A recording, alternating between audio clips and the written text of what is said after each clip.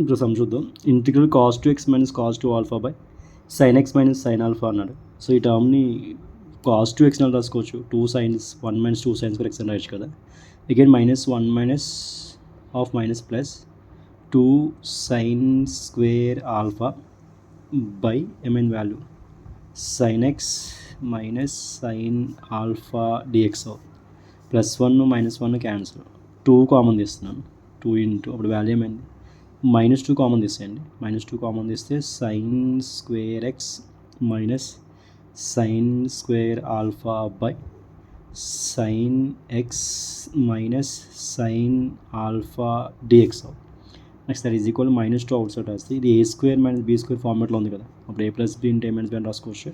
So then sine x plus sine alpha into sine x minus sine alpha by sine x minus sine alpha డిఎక్స్ఐ.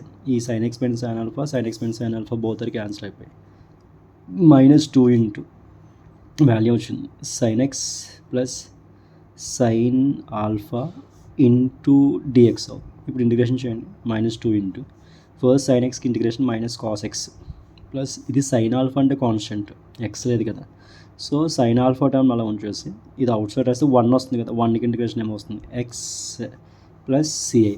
ఈ టర్మ్ని 2 into multiply చేస్తే 2 into cos x minus x into sine alpha plus C అవుతుంది. ఇది answer అన్నమాట.